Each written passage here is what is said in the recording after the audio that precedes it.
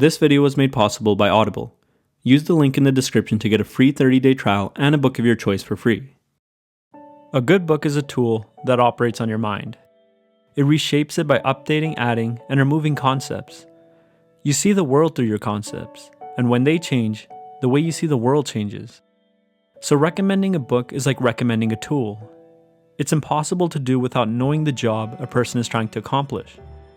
Here are some principles that I use for selecting a book to read. Principle number 1. Find a gripping question. What's a mystery that you wish you could solve? Really dig deep and develop this question. Write it all out if you need to. What keeps you up at night? Pose a hypothesis to the question. Predict an answer. Let the question be your guide. Find books that grapple with it or ones that explore your hypothesis. The writer's journey will become your journey. The book will give you new concepts and words to navigate towards an answer, a better question, or a more refined hypothesis. You'll find the book interesting and rewarding because you're the one that posed the question.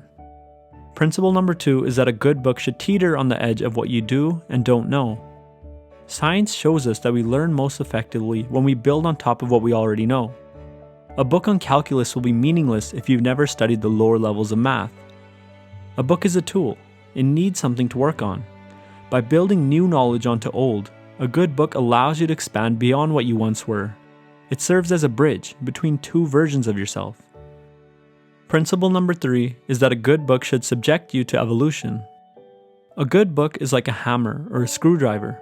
It has the capacity to destroy and dismantle, but it also has the capacity to build, reconstruct, and augment. It will destroy the weakest parts of you, retain the truest parts, and build stronger parts on top of that. How do you find a book that can destroy you and rebuild you in this way? The easiest method is to find books that have survived the process of evolution themselves. Books that have been around and praised by culture for a long time are often worth paying attention to. Culture has repeatedly decided that these concepts are worth preserving, so they must be very adaptive or useful. Another method is to find writers who subject their own ideas to evolution before putting them into books.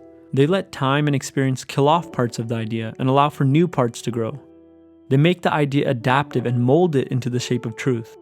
Isn't truth that which survives in any space and at any time? Scientists are really good at this. They take their theories and run them through empirical tests that allow them to be reshaped by reality.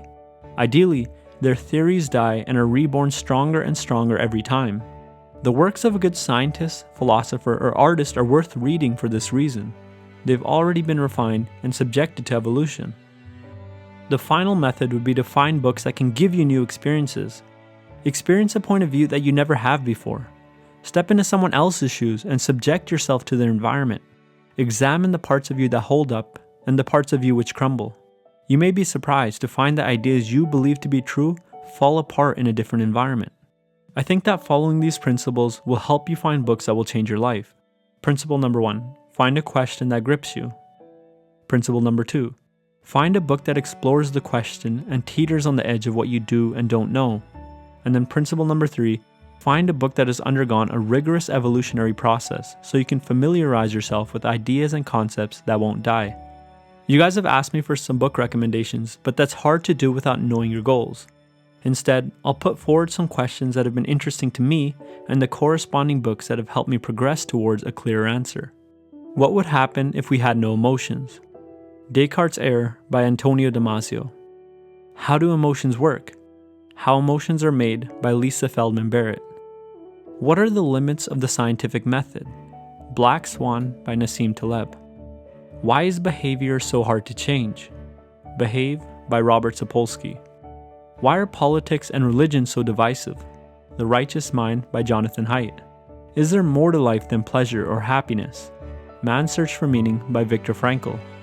What might a world in which pleasure is the highest good look like? Brave New World by Aldous Huxley. What is man? Homo Prospectus by Martin Seligman et al. What is personality? How can I think about the self? Who Are You Really by Brian R. Little. What is the nature of the culture that I am surrounded in? Sophie's World by Jostein Gaarder. What truly matters at the end of life? When Breath Becomes Air by Paul Kalanithi. Now, I'm not saying any of these books contain the answers to these questions, but if you're interested in these questions, you might like these books. I believe it's better to chart your own path than to follow my own anyways. I'd like to hear what you guys think as well. Recommend some books to me in the comments and the questions that you think they answer. It's a new year, so take steps to become a new you. I'd like to thank our sponsor Audible for providing our viewers with a 30-day trial and a book of your choice for free. Audible is the leading provider of audiobooks. Their selection is massive and unmatched. I'd highly recommend getting one of the 11 books I just discussed based on which question appealed to you. I personally have listened to When Breath Becomes Air on Audible, and I thought the narration was beautiful. So if you want just one recommendation from me, that would be the one. Get your free book and 30-day trial by going to audible.com/freedominthought, clicking the link in the description, or texting Freedom in Thought to 500 500. As always, thanks for watching, and I'll see you soon.